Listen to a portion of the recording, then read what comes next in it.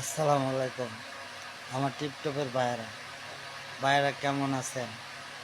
দাদা ভাই বয়েজে আসলাম নাইলে। দাদা ভাই আমার শরীরটা সকাল থেকে ভালো না, বুঝছেন?